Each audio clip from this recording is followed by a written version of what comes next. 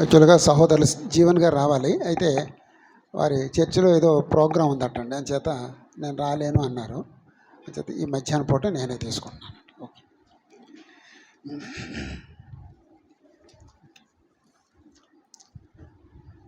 రెండో అధ్యాయం చదివినప్పుడు మనకు ప్రాబ్లం కనపడింది ఏమిటంటే, ఎవరో కొంతమంది వచ్చి యేసుప్రభు రెండవ అక్కడ సంభవించేసింది అని చెప్పారటండి. అంచేత పౌలు అన్నాడు, అలా చెప్తే మీరు నమ్మొద్దు అని నేను మిమ్మల్ని వేడుకుంటున్నాను. రెండవ రాకడ తొందర ఏం లేదు. రెండవ రాకడ జరగాలంటే అంతకుముందు రెండు సంగతులు జరగాలి. అదేమిటంటే విశ్వాస భ్రష్టత్వం ఏర్పడాలి అన్నాడండి. వీళ్ళు ఎంతమందికి విశ్వాస భ్రష్టత్వం అర్థమైందండి?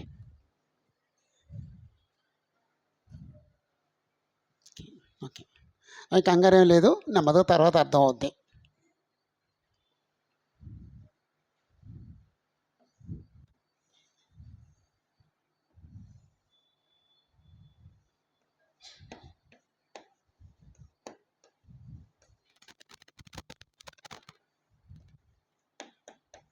ఇది ప్రభు సంఘం. కొంతకాలం అయిన తర్వాత ఈ ప్రభు యొక్క సంఘం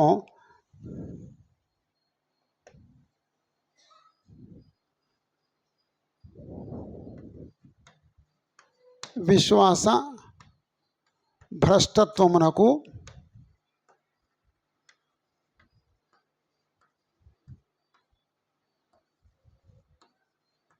లోనైనది. ఈ విశ్వాస భ్రష్టత్వం లోనయ్యి కొనసాగుతుంది.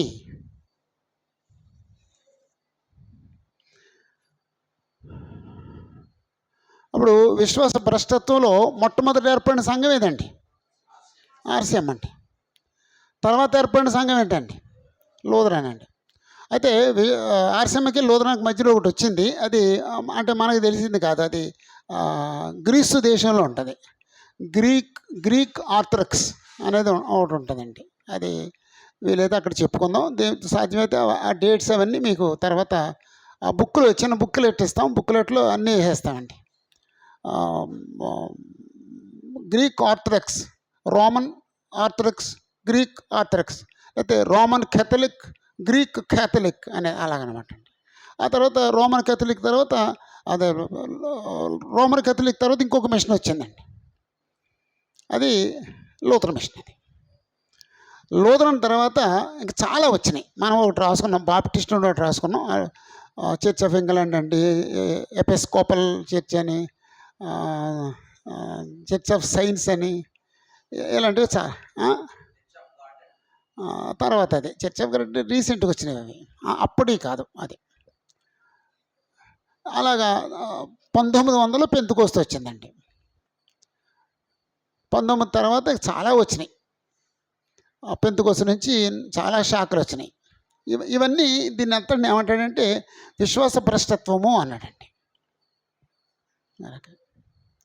ఓకే, ఇప్పుడు ఆర్సీఎంని పిలిచి లూథరన్ రైటా, అది విశ్వాస భ్రష్టత్వం అని చెప్పేసి అంటే ఏమంటారండి? వాళ్ళు ఏమంటారంటే లూథరన్ మిషన్ని విశ్వాస భ్రష్టత్వం అంటారండి. లూథరన్ మిషన్ వాళ్ళు పిలిచి ఆర్సీఎం విశ్వాసమా, విశ్వాస భ్రష్టత్వం అంటే ఏం చెప్తారండి? అదండి.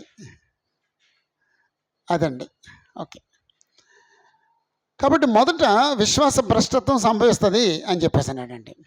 విశ్వాస భ్రష్టత్వం అనే పదం ఎక్కడుందో మా బైబిల్లో? అదేమో మానవ భ్రష్టత్వం అమ్మా, సంఘ భ్రష్టత్వం గురించి అండి. విశ్వాస విషయంలో భ్రష్టులు అవుతారని ఆత్మ తేటగా చెప్పుతున్నాడు. ఎక్కడుందండి అది? ఇక్కడ చెరిపేశాం. ఎప్పుడు మర్చిపోకండి, 1 తిమోతి 4వ అధ్యాయం 1-5 వచనాలు. ఎలా విశ్వాస భ్రష్టత్వం అన్నాడండి? అంత్యదినములలో కొందరు అబద్ధికుల వేషధారణ వలన మోసపరుచు ఆత్మలందును దయ్యముల బోధ యందును లక్ష్యముంచి విశ్వాస భ్రష్టులవుతారని ఆత్మ తేటగా చెప్పుతున్నాడు. అది ఆ కాలం ఏమన్నాడంటే దినముల అంతమందు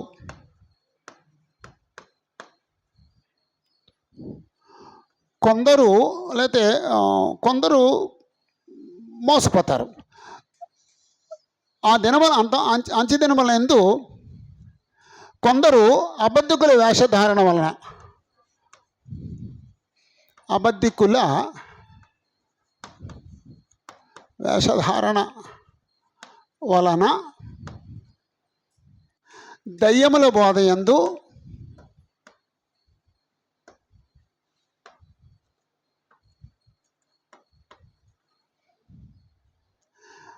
అంటే ఈ రెండిటి వల్ల ఈ దినాల్లో ఈ రెండిటి వల్ల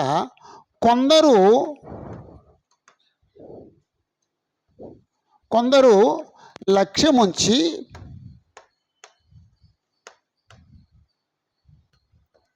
విశ్వాసపరుషులు అవుతారు.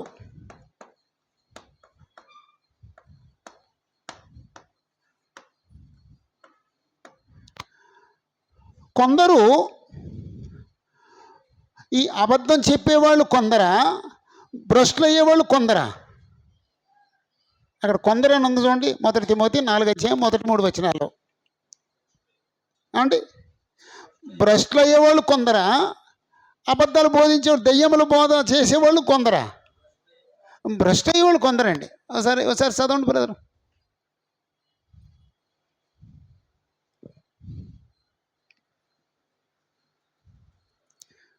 గట్టిగా చదివండి ఎవరైనా ఒకళ్ళు. కడవరి దినాల్లో కొందరు ఈ అబద్ధికుల వేషధారణ వలన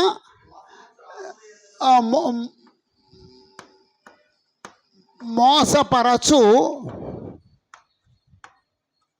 ఆత్మల యందును దయ్యముల బోధ యందును ఈ కొందరు లక్ష్యం ఉంచి విశ్వాసపరుషులు అవుతారు. అంటే విశ్వాసపరుషులు అయ్యేవాళ్ళు యాక్చువల్గా విశ్వాసులు, సంఘ సభ్యులు. అప్పుడు ఈ అబద్ధాలు బోధించే వాళ్ళు ఎవరండి? మోసగాళ్ళు అంతకుముందే భ్రష్టులైన వాళ్ళు. అప్పుడు వాళ్ళు ఏం చేస్తారంటే వేషధారణ చేస్తారు, మోసపరుచు ఆత్మ కలిగి ఉంటారు. వాళ్ళు చేసే బోధ దయ్యముల బోధ. ఎవరైనా అంగీకరిస్తే వివాహాన్ని నిషేధించడం దెయ్యముల బోధ అంటే ఎవరైనా అంగీకరిస్తారండి? ఎవరు అంగీకరించరండి. పరిశుద్ధాత్మ అంటున్నాడు అది దెయ్యముల బోధ అన్నాడండి. ఏం బోధ చేస్తారటండి? విశ్వాసభ్రష్టులు అవుతారు. వారు వాతవేయబడిన మనసాక్షి గలవారై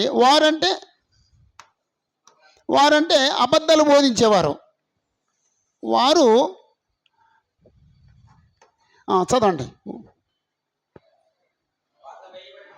వాతవేయమైన మనసాక్షి గలవారే అంటే ఈ అబద్ధం బోధించేవారు మనసాక్షి వాతవేయబడింది అంటే నిర్మలమైన మనసాక్షి కలిగి ఉండరు. వారు వాతవేయబడిన మనసాక్షి, వాత వేయబడిన మనస్సాక్షి వివాహము కలవారు. వాళ్ళు మనసాక్షి పనిచేయదు. అందుకే వాళ్ళు వాక్యం బోధించినప్పుడు అక్కడ బైబిల్లో ఉన్నా సరే చెప్పరు, దాన్ని నొక్కేస్తారు, పక్కన పెట్టేస్తారు. అది ఎంత తప్పండి. అక్కడున్నా సరే చెప్పరండి. వాడు మనసాక్షి పనిచేయట్లేదు అలా అంటే వాతవేయమైన మనసాక్షి కలవారై వివాహం నిషేధించు. అంటే వీళ్ళు చేసే ఆ దెయ్యముల బోధ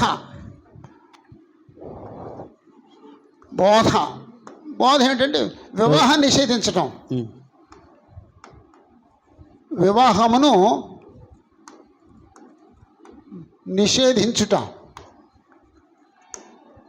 ఒకటి వివాహాన్ని నిషేధించటం, రెండు సత్య విషయమే అనుభవజ్ఞానం గల విశ్వాసులు కృతజ్ఞతాస్తుతులు చెల్లించి పుచ్చుకుని నిమిత్తము దేవుడు సృజించిన ఆహార వస్తువులు కొన్నిటిని తినుట మానవలనని చెప్పుచుందురు.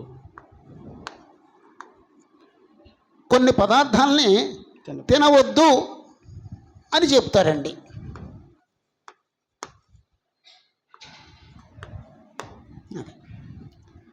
ఎవరండి వివాహాన్ని నిషేధించిన వాళ్ళు? ఆర్సీఎం అండి.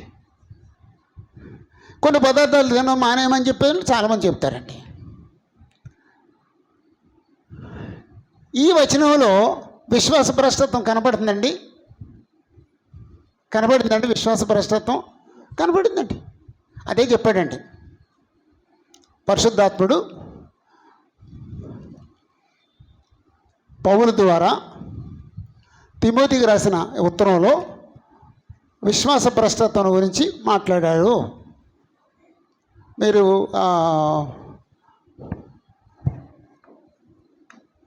మొదటి తిమోతి 4వ అధ్యాయం మొదటి 3 వచనాలు మరలా చదవండి. దేవుని చిత్తమైతే వచ్చే నెల అది అది అది అంతవరకు వెళ్ళవేమో, మొదటి 3 అధ్యాయాలు చదువుతామేమో, లేకపోతే అవ్వదేమో. మొత్తం మొదటి తిమోతి చదివినప్పుడు మళ్ళీ చదువుతాం, రెండోసారి చదువుదాం. ఓకే. యేసుప్రభు రెండో రాకడకు ముందు జరిగే 2 సంగతులు. ఒకటి, విశ్వాస భ్రష్టత్వం సంభవించాలి. సంభవించిందా? భ్రష్టత్వం సంభవించిందండి. 606లో ఆర్సీఎం వచ్చింది, విశ్వాస భ్రష్టత్వం సంభవించింది. ఓకే. 2, నాశన పాత్రులకు పాప పురుషుడు బయలుపరచబడతాడు అన్నాడండి. అప్పుడు 4వ వచనంలో ఆ మాట చెప్పాడు. ఏది దేవుడు అనబడునో, ఇది ఒకసారి చేరిపేస్తారా?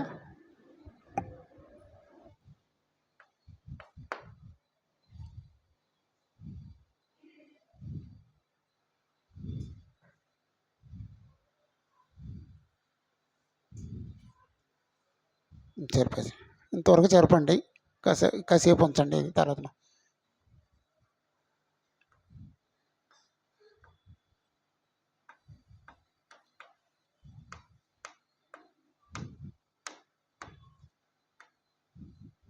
ఏది అనేది ఒకవేళ అది బాగోపోతే ఎవరు దేవుడు అనబడునో, ఏది దేవుడు అనబడునో, ఏది పూజింపబడునో,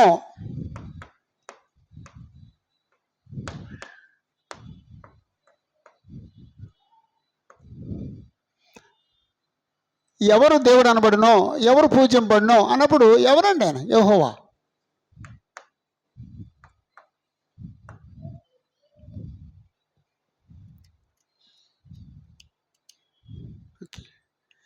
దానిని అంతటిని ఎదిరించుచు దేవునిని, లేకపోతే దానినంతటిని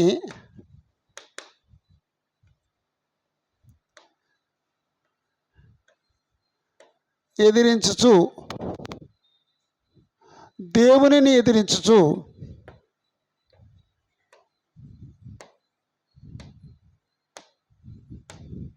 దేవుని ఎదిరించుటూ, దానంతటికి పైగా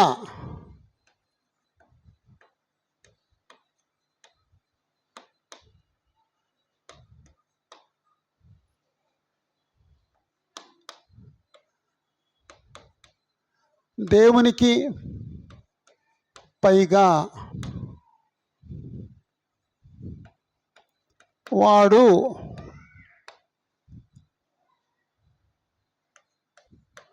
పోపు తన్ను తాను హెచ్చించుకొనుచు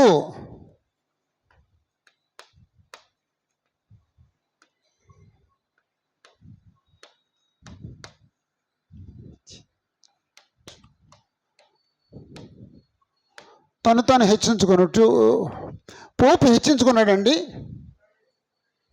హెచ్చించుకున్నాడా? ఓకే. ఇప్పుడు ఉదాహరణకు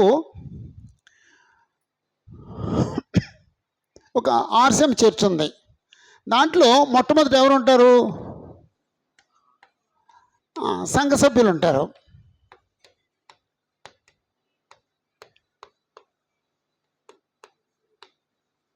సంఘ సభ్యులు ఉంటారు. అప్పుడు ఈ సంఘ సభ్యుల్లో కొంతమంది సంఘ పెద్దలు ఉంటారు.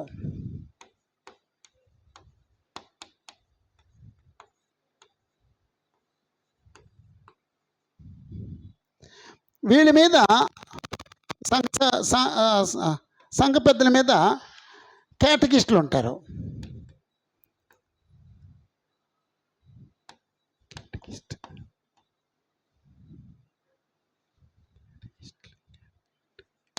కేటగిస్టులు ఉంటారు. వీళ్ళ మీద ఫాదర్స్ ఉంటారు. ఫాదర్స్ వీళ్ళ మీద ఆ ఫాదర్స్ మీద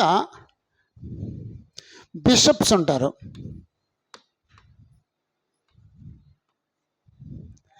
వీళ్ళ మీద ఆర్చ్ బిషప్స్ ఉంటారు.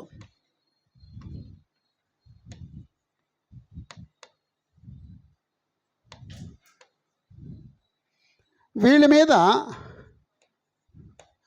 కార్డినల్స్ ఉంటారు.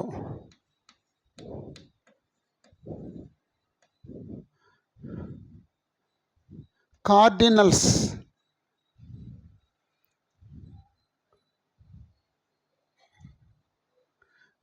ఉంటారు. వీళ్ళ మీద బిషప్స్, ఆర్చ్ బిషప్స్, కార్డినల్స్,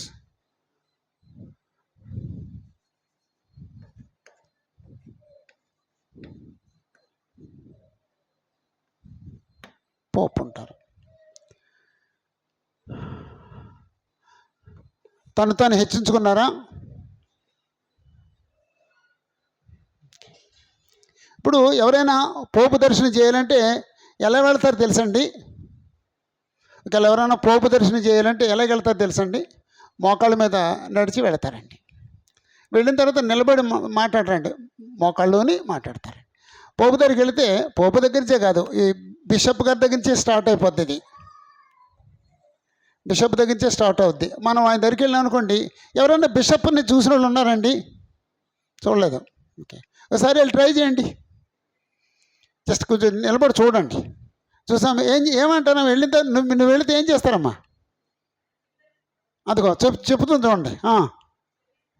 అమ్మా ఇలాగండి అంటే షేక్ అండి ఇవ్వటం కాదండి, చెయ్యి ఇవ్వటం అంటే. మనమైతే షేక్ అండి, ఆయనైతే ఇలాగంటాడండి. ఇలాగంటే ఆయన దగ్గర ఉంగరం ఉంటుందండి. అప్పుడు ఇలా ముద్దు పెట్టుకుంటాను అనమాట అండి, చేయి పట్టుకుని. అంటే అదే ముంజేతిని ముద్దు. థ్యాంక్ యూ అమ్మా. అదే ఆధారం అండి. దాన్నే ముంజేతిని ముద్దు పెట్టుకునుట అంటే అర్థం అండి. అంటే వర్షిప్ అనే పదానికి అర్థం చేతిని ముద్దు పెట్టుకునుట. నేను వెళ్ళానండి పోపు దగ్గరికి.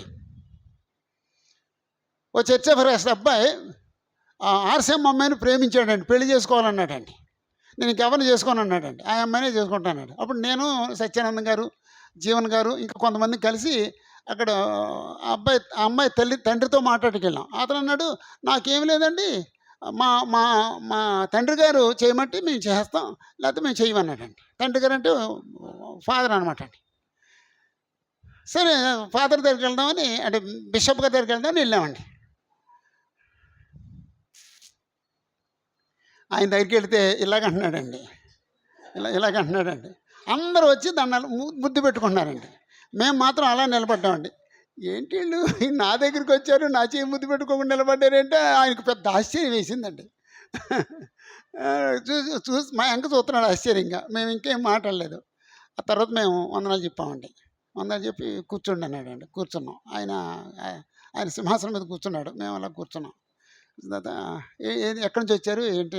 నేను పలానా మా అబ్బాయి ఒక అతను మీ అమ్మాయిని ఇష్టపడుతున్నాడు పెళ్లి చేసుకుంటాకి. నేను ఆమె తప్ప ఇంకెవరిని చేసుకుంటున్నాడు.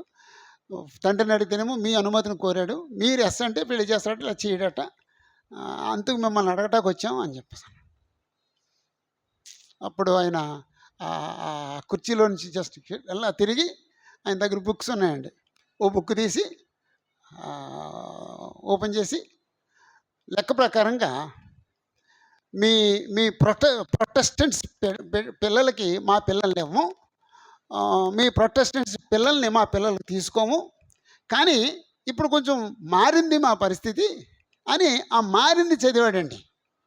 ఇప్పుడు ఇష్టపడితే మన ఆర్సీఎం పిల్లని ప్రొటెస్టెంట్స్ పిల్లకి ఇవ్వచ్చు, మన ఆర్సీఎం అబ్బాయికి ప్రొటెస్టెంట్ అమ్మాయిని తీసుకోవచ్చు అని చెప్పేసి అని వాళ్ళ లాలో రాసుకున్నారండి. వాడు బైబిల్ తీయలేదండి, ఆ బుక్స్ తీసాడండి. అప్పుడు నేను అనుకున్నాను, నేనైతే బైబిల్ తీద్దును అనుకున్నానండి. ఆడు ఆ బుక్ తీసి అది చదివి మాకు వినిపించి, మాకు అభ్యంతరం లేదు, కానీ ఒకటి షరతు, మా అమ్మాయిని మీరు బలవంతంగా మీరు ముంచడం బాప్తీసం ఇవ్వకూడదు అని చెప్పేసాం. అలాగేనండి, మేము బలవంతంగా చెయ్యం, మాకు మాకు పర్లేదండి, మేము ఓకే అన్నాం. మేము బలవంతం ఎందుకు చేస్తాం? అప్పుడు ఆయన అలాగే నేను ఆయన చూశాను అనమాట అండి. ఏలూరులో పీఠాధిపతి అండి ఆయన. బిషప్ ఒక ఆయన ఉండేవాడండి. ఆయన తర్వాత ఇంకొక ఆయన వచ్చాడు, ఇప్పుడు ఇంకో బిషప్ ఉంటాడు. అలాగండి నేను అంటే కొన్నిసార్లు వీళ్ళు చూడాలండి. ఇప్పుడు ఎంతసేపు మనం మాట్లాడుకున్నాం తప్ప నేను చూశాను, ఇలాగుంది, ఇలా జరిగిందని చెప్పడం ఉండదండి. చూడాలండి, వెళ్ళండి, ఎప్పుడైనా వెళ్ళండి, ఆచరించడం కాదు, జస్ట్ అబ్జర్వ్ చేయడానికి వెళ్ళండి. నేను వెళ్ళానండి, నాకు అది అలాంటివి నా దగ్గర చాలా ఉంటాయండి. ఓకే,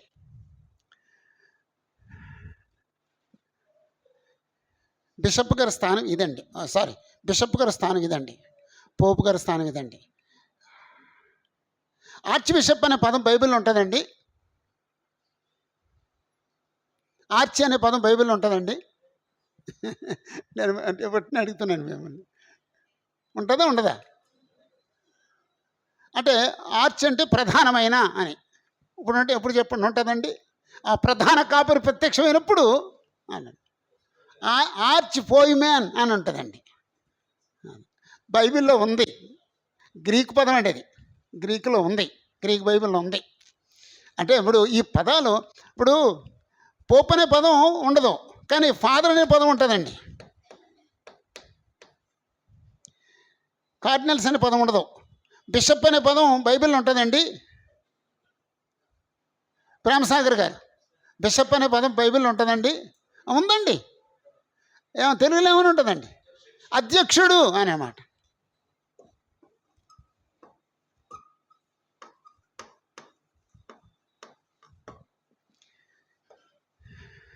ఫాదర్ అనే పదం బైబిల్లో ఉంటుందండి, ఉంది. అంటే యెహోవా దేవుడే ఫాదరు, మరి ఎవరికి ఫాదర్ని పేరు పెట్టొద్దు, ఉందండి.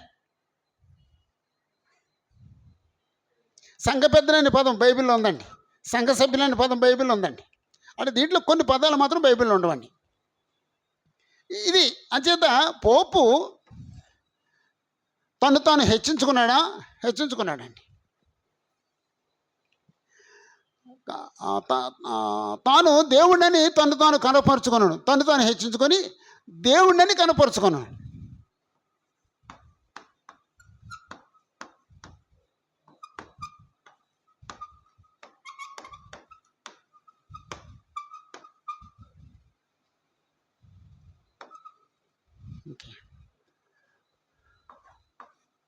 ఇప్పుడు ఈ పొజిషన్కి వచ్చిన తర్వాత ఆయన ఫీలింగ్ ఎలా ఉంటుందండి? ఈ పొజిషన్కి వచ్చిన తర్వాత ఆయన ఫీలింగ్ ఎలా ఉంటుందండి? నేను దేవుని చేత నియమించబడ్డాను.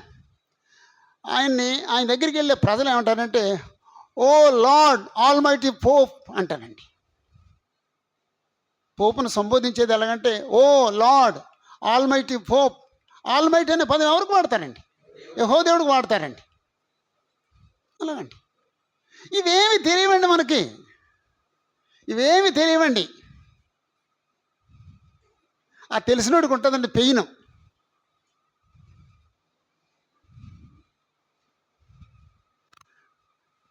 దేవుడిని కనపరుచుకుంటాడు. ఇప్పుడు ఎవరైనా వస్తే మనం చెయ్యలగిస్తామా? ఎందుకు ఇవ్వండి? నేను పూజగర్హుడు కాను. ఎవరైనా మన కాళ్ళ మీద పట్టకపోతే వెంటనే లేపేసి, బాబు నువ్వు నేను కాస్త దేవుడికి నమస్కారం చేద్దాం, నాకు దండం పెట్టకయ్యా అని చెప్పేసి అంటామండి. కానీ వాళ్ళు ఏమంటారండి, ఇప్పుడు హిందూయిజంలో కూడా ఎవరైనా కొంచెం కాషాయం వేసుకుని బట్టలు వేసుకున్నవాడు ఏం చెప్తాడండి? ఎవరికైనా నమస్కారం చేస్తాడు, వందనాలు చెప్తాడండి. ప్రతి వాడు ఆడికి వందనాలు చెప్పాడు, వాడు ఇలాగంటాడండి. ఏంటో ఆడి ఏముందో ఇళ్ళలాగంటాడండి, ఇళ్ళలాగంటాడండి. ఏముందండి, ఏమైనా వస్తుంది? ఏమీ రాదండి. అందరూ దండం పెడతాడు, మాత్రం ఇలాగంటాడండి. అంటే వీడు ఏ స్థాయి, వాడు ఏం చేశాడండి? తనతో హెచ్చించుకున్నాడండి. ఎవరి స్థాయిలో హెచ్చించుకున్నాడండి? దేవుడి స్థాయిలోకి హెచ్చించుకున్నాడండి. కానీ మనం అలా చేయమండి, ఇలాగనం. అక్కడ కూడా చేయబట్టుకుని దేవుడిని నిన్ను దీవించును గాక అంటామండి. నువ్వు చేసిన దానికి దేవుడు నీకు మంచి ప్రతిఫలం ఇచ్చును గాక అని చెప్పేసి అంటాం. అక్కడ ఇచ్చేవాడు కూడా దేవుడే, ఇలాగనం, నేను కాదు అన్న. ఆర్సీఎంలో ఇంకొక ఆలోచన ఉందండి, ఈయన ఎన్నడూ పాపం చేయడని. రైటే తప్పండి ఆ మాట? తప్పున్నారండి. ఆయన ఎన్నడూ పాపం చేయడని ఒక ఒక ఒక ఒక ఒక ఆలోచన ఉందండి వాళ్ళకి. ఆయన ఎన్నడూ పాపం చేయడు.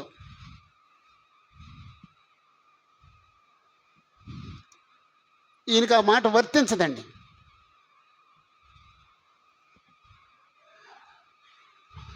బైబిల్లో ఒక ఆయన్ని పోపు చేశారండి. ఎవరినండి అమ్మా? పేతుర్ని. పేతురు ఫస్ట్ పోపు అంటారండి.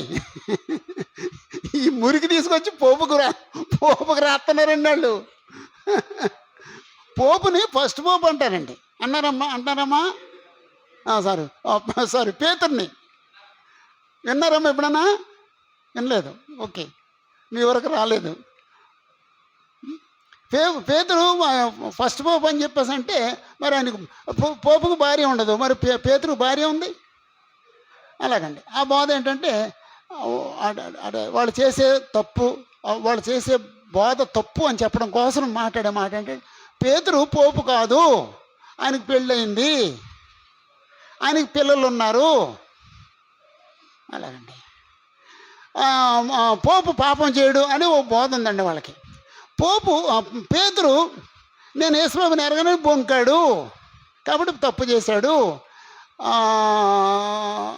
వాళ్ళందరూ అన్యులతో కలిసి భోంచేస్తున్నప్పుడు యూదులు వస్తే లేచిపోయి పక్కకి వెళ్ళిపోయాడు, అది తప్పు, కాబట్టి పేతురు తప్పు చేశాడు, పేతురు పోపు కాదు. అదే ఆర్గ్యుమెంట్ అనమాట అండి. అంటే చాలా పెంట ఉందండి. దేవుని కృపలు మీకు ఇవేమీ తెలియవండి, కానీ తెలియటం అవసరం అండి. మీరు ఎవరికాళ్ళే స్ట్రాంగ్ ఉండడం కోసం, ఎవరైనా వచ్చి మిమ్మల్ని మోసపరచకుండా ఉండటానికి, మీరు మోసపోకుండా ఉండటానికి ఈ విషయాలు మీకు తెలియటం అవసరం అండి. ఇక నెమ్మదిగా ఒక్కొక్కటి చెప్పుకుందామండి. అంటే ఇంతవరకు మీకు చెప్పకుండా అలాగా ఉంచేసాం మేము. ఎందుకు మీకు డిస్టర్బెన్స్ అని చెప్పకుండా ఉంచేసాం. లాస్ట్ ఇయర్ మన రాజమండ్రిలో ఓపెన్ చేసాం. దేవుని చిత్తం అయితే నెక్స్ట్ మంత్ చెప్తాం. అక్కడ నుంచి ఇక రెగ్యులర్గా ఈ విషయాలన్నీ మీకు ఓపెన్ చేస్తామండి. డేట్స్తో సహా ఖచ్చితంగా అన్నీ చెప్తామండి. మీరు ఏం కంగారు పడక్కర్లేదండి. ఓకే. దేవుని ఆలయంలో కూర్చుండును. దేవుని ఆలయములో కూర్చుండును. ఏంటండి ఆలయం? సంఘం. యాక్చువల్గా అది దేవుంది. ఆ ఆలయంలో ఎవరో కూర్చుంటారటండి. ఎవరి స్థానంలో కూర్చుంటారటండి? దేవుడి స్థానంలో కూర్చుంటారటండి. గనుక ఏ విధముగానైనాను ఎవడును మిమ్మల్ని మోసపరచనీయకుడి. ఇంత వివరంగా తెలిసిన తర్వాత మీరు మోసపోరు. అప్పుడు 5వ వచనం అంటున్నాడు. ఇప్పుడు చెరిపేయచ్చండి. ఇది మీరు రాసుకుని ఉంటారు, చెరిపేయచ్చండి. 5వ వచనంలో నేను ఇంకను మీ యొద్ద ఉన్నప్పుడు ఈ సంగతులను మీతో చెప్పినది మీకు జ్ఞాపకము లేదా అంటే అపోస్తలుడైన పౌలు ఈ విషయాలన్నీ చెప్పాడటండి. అంటే భ్రష్టత్వం గురించి ఆయన సువార్తలో అక్కడ ఉన్న సంఘానికి చెప్పాడట. మీకు జ్ఞాపకం లేదా, నేను చెప్పాను కదా అంటున్నాడండి. ఓకే. పౌలు పూర్వము చెప్పెను 6వ వచనంలో, కాగా వాడు తన సొంత కాలమందు బయలుపరచబడవలనని వానిని అడ్డగించినది ఏదో మీరు ఎరుగుదురు. వానిని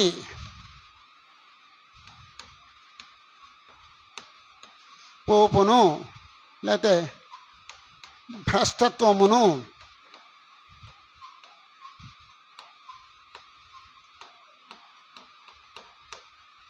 అడ్డగించినది ఏదో మీకు తెలుసు. ఈ భ్రష్టత్వం రాకుండా ఎవరు అడ్డగించారండి? ఒకసారి ఆలోచించండి. అపోస్తలులు అడ్డగించారండి. అడ్డగించినది ఏదో మీకు తెలుసు. అడ్డగించిన వారు అపోస్తలులు.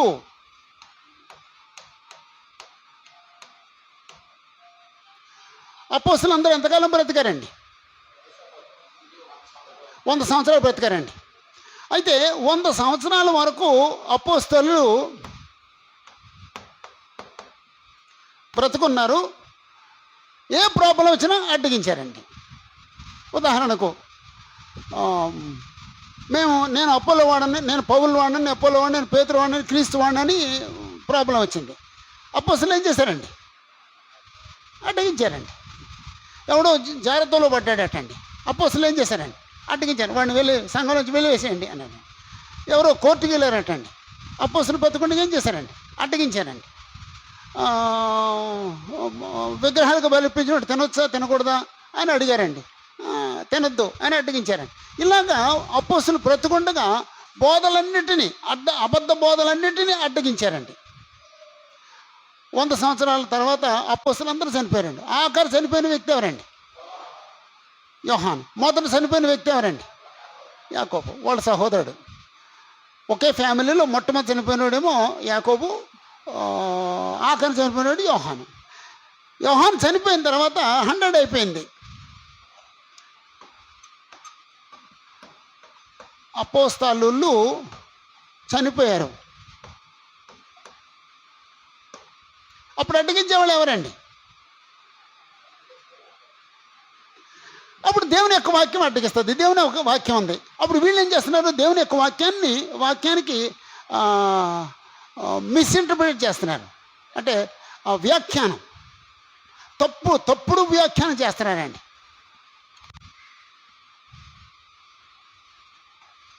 బైబిల్కు దేవుని యొక్క వాక్యానికి తప్పుడు వ్యాఖ్యానము.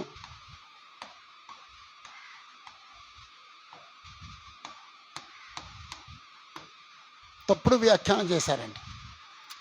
భూమి మీద బైబిల్ బోధించే ప్రతి వ్యక్తి బైబిల్ వ్యాఖ్యానిస్తున్నాడు. వ్యాఖ్యానకర్తలు 2 రకాలు. ఒకటి సరైన వ్యాఖ్యానం చేసేవాడు, 2 తప్పు వ్యాఖ్యానం చేసేవాడు.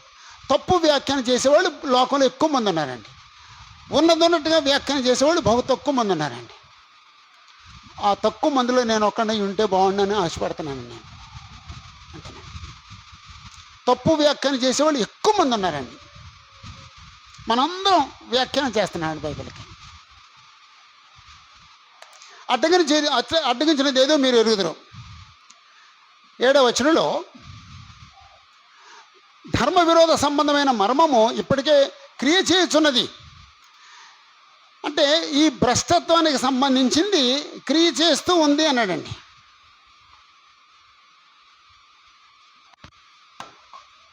ధర్మ విరోధ సంబంధమైంది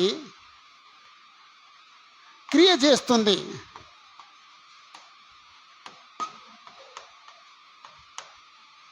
క్రియ చేస్తుంది అంటే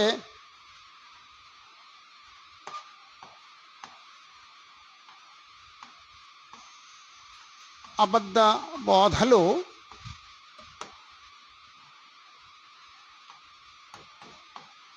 ప్రవేశిస్తూ ఉన్నవి అంటే చెప్పాను నేను. అపోస్తలుగా 1 కొరింథీ 4 అధ్యాయాలు, కలహాలు 5 అధ్యాయం, జారత్వం 6 అధ్యాయం, వ్యాజ్యాలు 8, 9, 10, 11 అధ్యాయాలు, విగ్రహాలు అర్పించినట్టు తినటం సంగతి 11 అధ్యాయం, ముసుకును గురించి 11 అధ్యాయం, ప్రభురతి భోజనం గురించి 12 అధ్యాయం, కృపావరాల గురించి 15 అధ్యాయం, మృతుల పునరుద్ధానం గురించి. అప్పుడు ప్రతి అంశాన్ని ఇంతవరకు చెప్పుకున్న ఈ అబద్ధ బోధలన్నీ ప్రవేశించినాయి. మరి ఎవరు అడ్డగించారు? అపోస్తలులు అడ్డగించారు. వాళ్ళు చనిపోయిన తర్వాత ఎవరు అడ్డగిస్తారు? వ్రాయబడిన దేవుని యొక్క వాక్యం ఉంది. దేవుని యొక్క వాక్యాన్ని ఏం చేస్తున్నారు?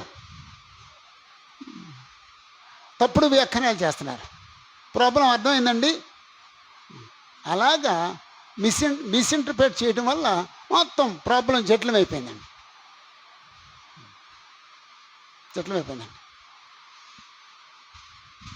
మత శాఖలో ఎవరైనా సరే, నేను యెహోవా మీద ఒట్టే చెప్తున్నాను, నేను అబద్ధం చెప్తే నేను శాపగ్రస్తునవుదును గాక అని ప్రమాణం చేసి ఎవరైనా వాక్యం చెప్తారండి? బాబు మీ పేరు మర్చిపోయాను నేను, మహేష్ గారు చెప్పండి, ఎవరైనా చెప్తారండి అలాగా? నేను చెప్తానండి. నేను 74 నుండి ఈ రోజు వరకు నేను ఎవరికి వాక్యం చెప్పినా సరే బైబిల్లో లేని నేను చెప్పినట్లయితే నేను శాపగ్రస్తునవుదును గాక అని చెప్పి గలతీ 1:8 చెప్పి వివరించిన తర్వాత అప్పుడు నేను వాక్యం చెప్తానండి వాళ్ళకి. నాకు ఆ శ్రద్ధ ఉందండి, నాకు ఆ నిష్ట ఉందండి. నువ్వు కళ్ళు మూసినా సరే నేను ఎలాగే చెప్తాను. నా సంగతి నీకు తెలీదు. మీ ఆయనకి నేను జోలపడబడుతున్నానమ్మా. రాత్రి నాతో ఉంటే నిద్ర ఉండదండి. మేము మాట్లాడుకుంటుండే 3 గంటల వరకు మాట్లాడుకుంటున్నాం. మీరు జ్ఞాపకం వచ్చారు నాకు. మేము సరేలా మాట్లాడుకుంటే ఏదో కురుపడి పడిపోతాం.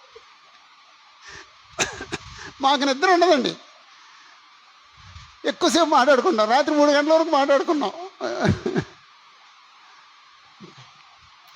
అంటే ఇది భయంకరమైన సంగతి అండి. దేవుడు 2 తెస్సలోనిక పత్రికలో వివరించాడండి. మీరు ఎవరికైనా ఇలాగే చెప్తారు ఇదంట అనిపించిందా మీకు ఎవరికైనా?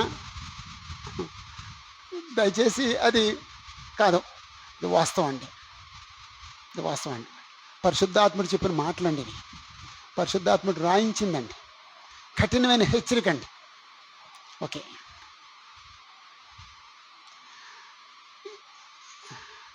ఇప్పటికే క్రియ చేసి ఉన్నది, కానీ ఇది వరకు అడ్డగించున్నవాడు మధ్య నుండి తీసివేయబడే వరకునే అడ్డగించను. అంటే వాళ్ళు చనిపోయే వరకు అడ్డగిస్తారు. అది 7వ వచనంలో ఆ మాట, చనిపోయే వరకు అడ్డగిస్తారు. 8వ వచనం, అప్పుడు ఆ ధర్మ విరోధి బయలుపరచబడును. 7వ వచనం చూడండి, మీరు ఆ మాటను చూడండి. అడ్డగించుతున్నవాడు అంటే అపోస్తలులు మధ్య నుండి తీసివేయబడి వరకే అడ్డగించును. అంటే వాడు చచ్చిపోయే వరకు అడ్డగిస్తారు, చనిపోయిన తర్వాత వాళ్ళు అడ్డగించరు అన్నాడు. అప్పుడు 8వ వచనం, అప్పుడు ఆ ధర్మ విరోధి బయలుపరచబడును. ప్రభువైన యేసు తన నోటి ఊపిరి చేత వారిని సంహరించి తన ఆగమన ప్రకాశము చేత నాశనం చేయును.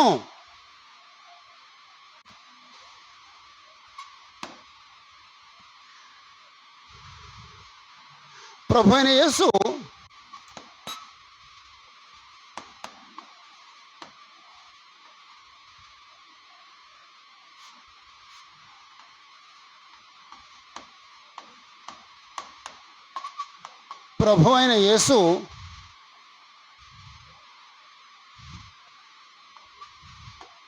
తన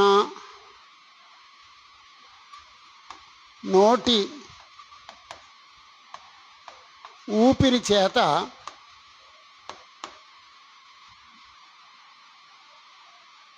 వానిని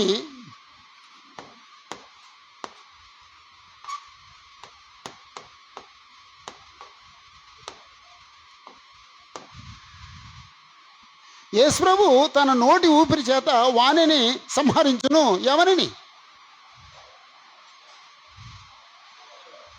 అమ్మా?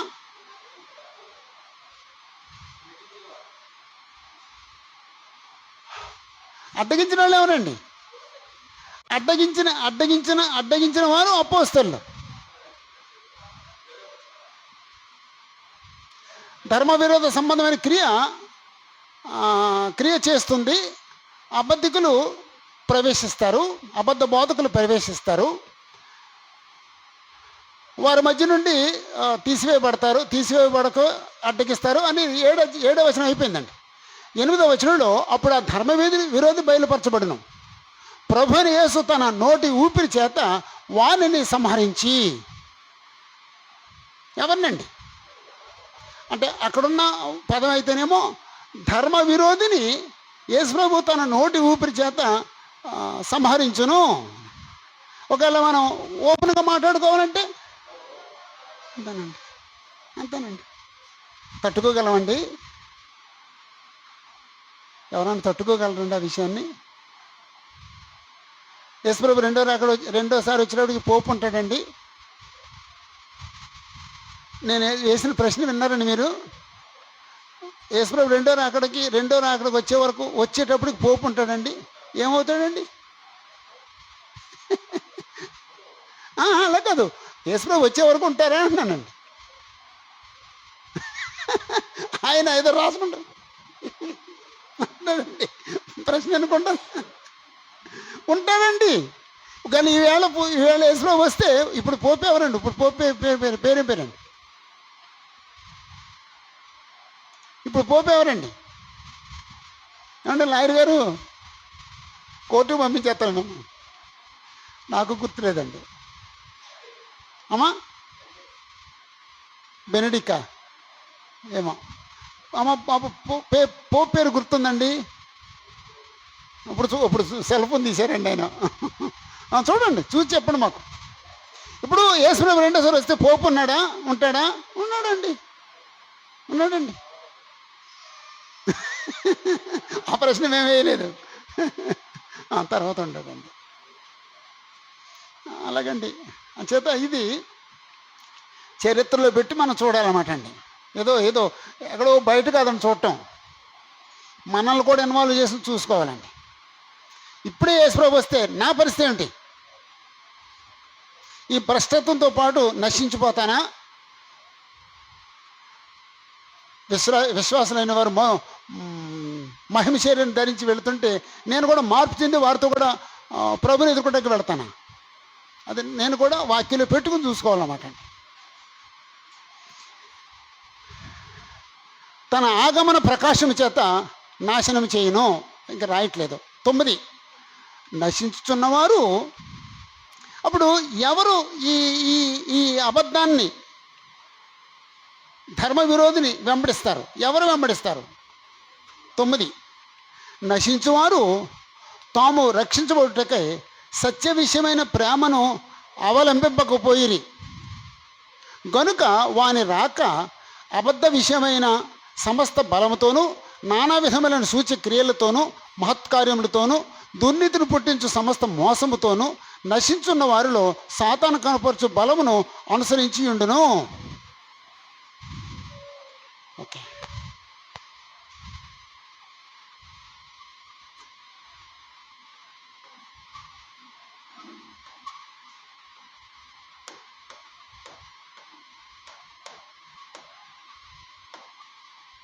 ఎవరు ధర్మ విరోధిని అనుసరిస్తారు?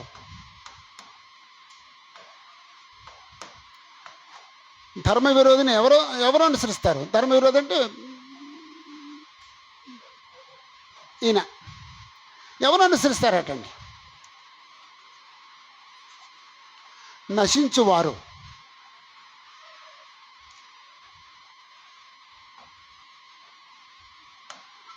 నశించువారు అంటే నశించిపోయేవారు, పరలోకానికి వెళ్ళని వాళ్ళు నశించువారు.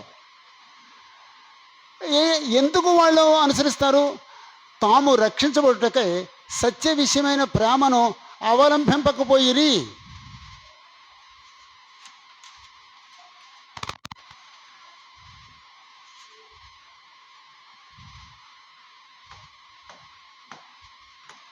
తాము రక్షించబడినట్లు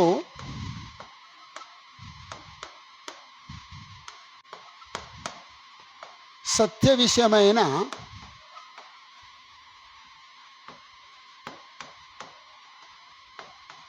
ప్రేమను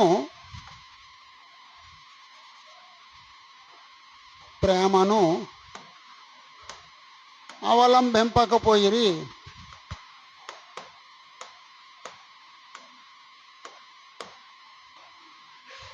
దేవుడేమో ఒక వ్యక్తి రక్షించబడటానికి వాక్యం ఇచ్చాడు, జీవితం ఇచ్చాడు, కానీ కొందరు అవలంబించలేదు. ఎవరు అవలంబించలేదు? నశించే వాళ్ళు అవలంబించలేదు. వారు ఈ ధర్మ విరోధిని వెంబడిస్తారు. ఇప్పుడు ఎప్పుడైనా ధర్మ విరోధిని వెంబడించే వాళ్ళ దగ్గరికి వెళ్ళి సత్యం చెప్పండి, అసలు వినరండి. చాలా కఠినంగా మాట్లాడతారండి. ఎవరో ఒకసారి నాకు ఓ ఫాదరు జస్ట్ ఏదో ఫ్రెండ్షిప్ ఏర్పడింది, నన్ను ఏదో కన్వర్ట్ చేసేయాలనుకున్నాడేమో, ఏమో తెలియదు నాకు. నా దగ్గరికి వచ్చి తరచూ మాట్లాడేవాడు. ఒక రిక్వెస్ట్ చేశాడు, మాకు బైబిల్ పూజ ఉంటుంది. బైబిల్ పూజ ఉంటుందమ్మా, బైబిల్ పూజ వారోత్సవాలు ఉంటుంది, దాంట్లో వాక్యం చెప్పడానికి మీరు రండి అన్నాడు.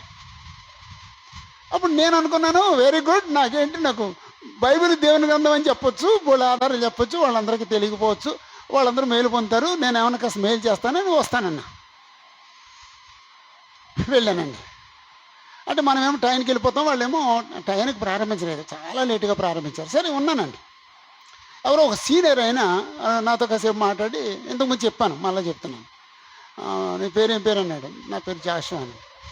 ఏం చేస్తామన్నాడు. నేను సువార్త సేవ చేస్తాను. మీది ఏ సంఘం అన్నాడు. చర్చ్ ఆఫ్ క్రైస్ట్ అన్నాడు. ఇది ఎక్కడ తెచ్చింది అన్నాడు. ఇది ఎక్కడి నుంచి వచ్చింది అన్నాడు. ఇది మొదటి నుంచే ఉందన్నాడు. మొదటి నుంచి ఉండను, ఆర్సీఎం మొదటి నుంచి ఉంది. కాదండి, చర్చ్ ఆఫ్ క్రైస్ట్ మొదట ఉంది, ఆర్సీఎం తర్వాత వచ్చిందని.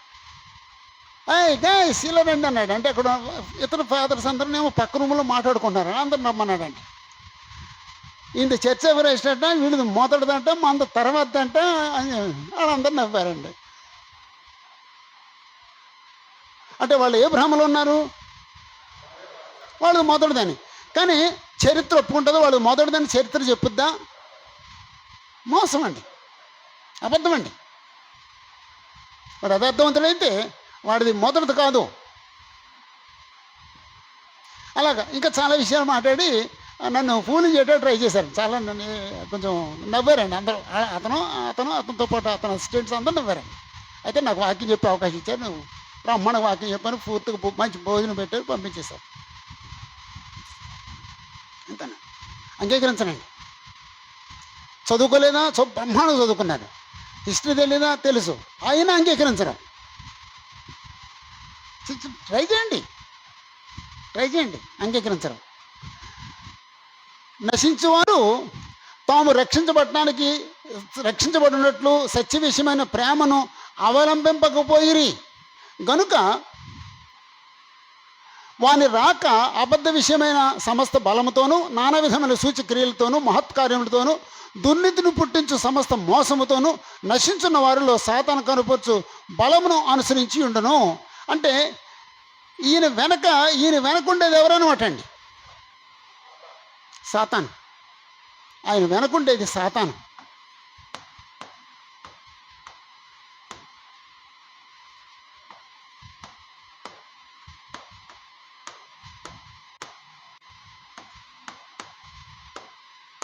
ఆయన వెనకుండేది సాతాను.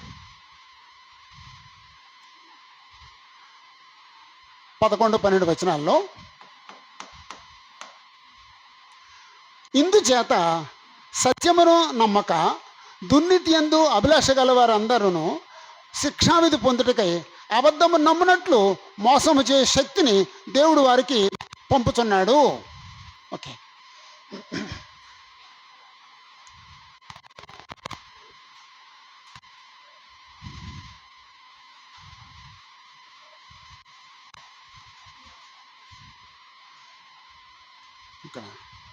ఇక్కడ దేవుడు ఉన్నాడండి.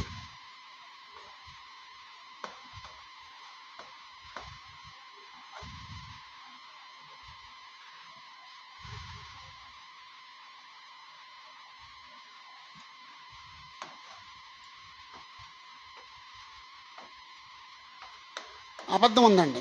అబద్ధం అంటే విగ్రహారాధన అనండి, ఆర్సీఎం అనండి, ఇదంతా కూడా అబద్ధం. ఇక్కడ సత్యం ఉందండి.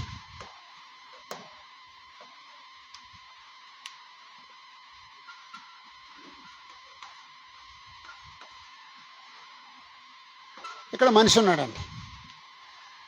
ఇందుచేత ఈ మనిషి సత్యాన్ని నమ్మక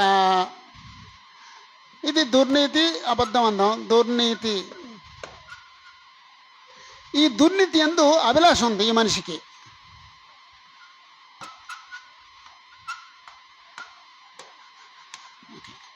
ఈ మనిషికి లేకపోతే నాకు సత్యం ఏదేమో సత్యాన్ని నమ్మను. దుర్నీతి యందు లేకపోతే అబద్ధం అందు నాకు అభిలాష ఉంది. కాబట్టి నాకు దీన్ని నమ్మితే నాకేముంది? శిక్షావిధి పొందుతాను.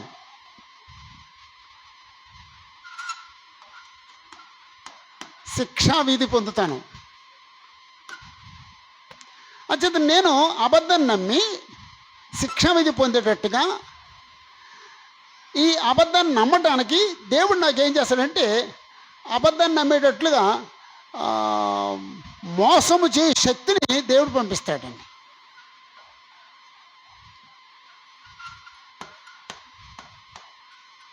మోసము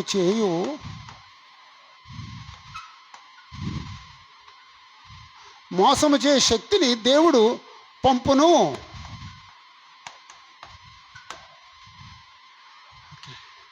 ఒక్కసారి ఎలా చూడండి. ఇక్కడ నేనున్నాను, దేవుడు పైన ఉన్నాడు. ఈ ప్రక్కన అబద్ధ బోధనలు ఉన్నాయి, ఈ పక్కనేమో దేవుని యొక్క వాక్యం ఉంది. నేను దేవుని వాక్యం నమ్మను. నాకు ఇదంటే చాలా ఇష్టం, అభిలాష. అప్పుడు దేవుడు నన్ను చూశాడు. వీడికి సత్యం అక్కర్లేదు, నేను ఇచ్చిన సత్యం వాడికి అక్కర్లేదు, సాతాను ఇచ్చిన అబద్ధ బోధ వీడికి చాలా ఇష్టం. అంచేత వీడు శిక్ష మీద పొందేటట్టుగా నేను వాడిని మోసం చేయడానికి ఒక ఆత్మను పంపిస్తాను అని దేవుడు నా మీదకి ఆత్మను పంపించాడు. ఈ దేవుడు ఆత్మను పంపిస్తే నేను ఈ ఆత్మ చేత మోసపోయి దీని మీద అభిలాషించి ఈ బోధను అనుసరించి శిక్ష విధి పొందుతాను. అంటే దేవుడు ముందే దురాత్మ పంపిస్తాడా, నా అభిలాషను బట్టి పంపిస్తాడా? ఓకే అమ్మ, ఇక్కడ ఉన్న వాళ్ళకి ప్రశ్న అమ్మా, ఇలాంటి సీన్ బైబిల్ ఎక్కడన్నా ఉందమ్మా? అమ్మా, రోమపత్రికలోనేమో దేవుడు పంపిస్తాడు అని ఉందమ్మా. మొత్తం సీన్ అంతా ఉండాలండి.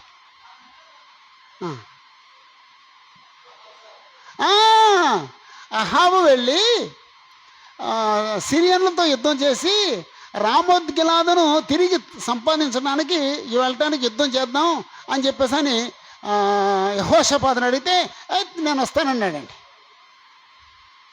అప్పుడు దేవుడు ఏం చేశాడంటే ఒక దురాత్మ పంపించాడండి. అందుకే నువ్వు ఎప్పుడు ఎన్నిసార్లు విన్నా సరే నీకు దేవుని యొక్క వాక్యం పట్ల ఆశ కలగదు. మీలో ఎవరైనా సత్యాన్ని గురించి, క్రీస్తు యొక్క సంఘాన్ని గురించి నేను చాలా సంవత్సరాల నుంచి వింటున్నాను, నేను ఇంకా క్రీస్తు సంఘంలో రాలేదన్న వాళ్ళు ఎవరంటే చేయొద్దండి. నేను చాలా సంవత్సరాల నుంచి వాక్యం వింటున్నాను, ఇంతవరకు నేను క్రీస్తు సంఘంలోకి రాలేదన్న వాళ్ళు ఎవరంటే చేయొద్దండి అంటున్నాను. ఎవరు లేరా? నేను అడిగాను ప్రశ్న,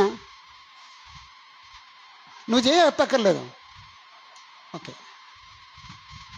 ఎందుకు అని?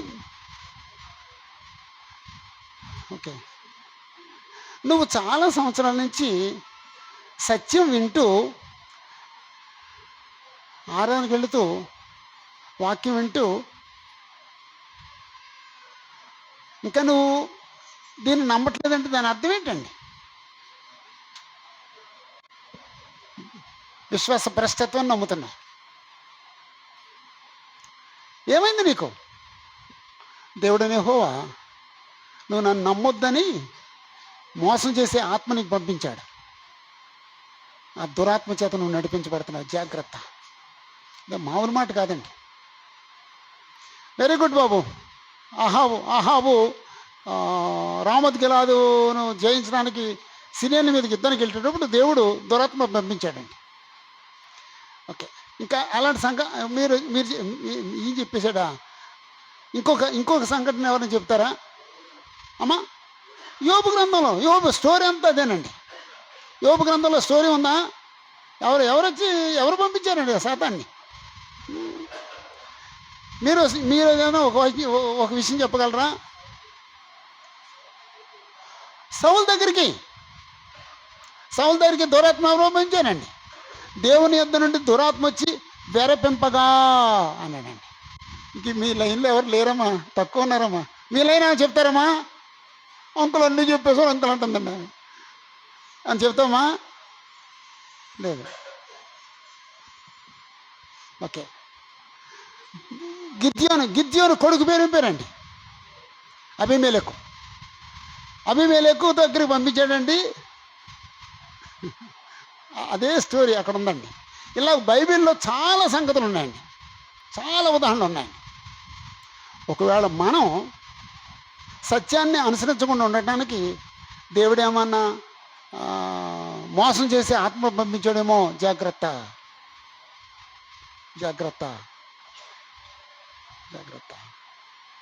ఓకే. అప్పుడు ఈ పేరకు మనం పేరు పెట్టుకున్నాం. విశ్వాస భ్రష్టత్వం గురించి ఉంది, లేకపోతే నాశన పాత్రులకు పాప పురుషుల గురించి ఉంది.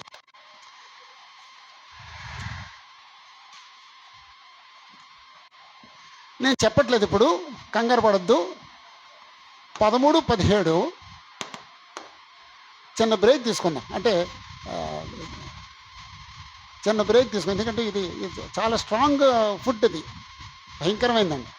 మీరు తినే పలావ్ కంటే స్ట్రాంగ్. పలావ్ అన్న కాస్త ఏదో కూల్ డ్రింక్ తాగితే అరిగిపోద్ది, ఇది అరగదు. చాలా స్ట్రాంగ్ అండి. జస్ట్ బ్రేక్ తీసుకుందాం. టీ ఉంటే టీ బ్రేక్, లేకపోతే ఓ పాట పాడుకుందాం. ఆ తర్వాత చిన్న పేర చదివి ముగించేసుకుందాం. చిన్న పేర అంటే 2 పాయింట్లు చెప్పుకుని ముగించేసుకుందాం.